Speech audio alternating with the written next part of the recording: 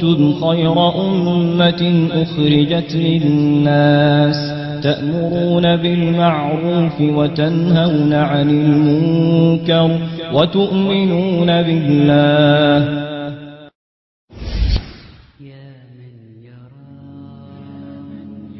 Have we forgotten the purpose of our lives? Sometimes we think we exist just to have a good time. So we indulge in satisfying our lusts and desires, even if it means becoming hypocrites, thieves, and liars. We forget the sole purpose Allah created our souls. It is to worship Him alone until they bury our bones, never faltering, never shifting away from our iman, remaining true to Allah as best as we can. But beyond this belief in our hearts comes our actions, balancing obedience to Allah and appeasing satisfactions. What is a Muslim who forgets the commands of his religion, one who is blinded by dunya and lost all vision? Have we forgotten that we have one of two destinations? Hell is for the transgressors, and Jannah is for the patient. In this test we can enjoy ourselves and be pleased with our lives, but the reason we live is to worship Allah, and this will not change until we die. In the sorrow and regret of the most horrific of days, we would wish to return to dunya only to change our ways. A day on which we beg Allah on our hands and our knees, return us to this dunya so we can salvage our deeds. But nay, you've had your chances and received your warnings. But remember when you slept during the early mornings, when you neglected Fajr and didn't keep up with your salah. You were cheap and you were greedy and didn't pay your zakah.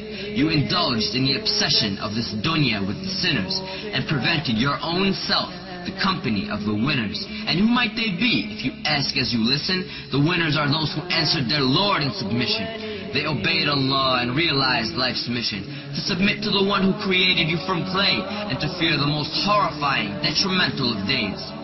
The winners are the ones who enjoined in the worship of their Lord. They kept their covenant with Allah, not breaking one word, prayer by prayer, day by day, holding firmly to the Qur'an while following the Prophet's way.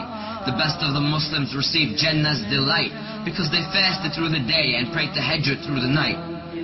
They fulfilled the necessary obligations and did more. They kept their loyalty to the one who they lived and died for. Let us all reflect as to how we may be viewed by the sublime.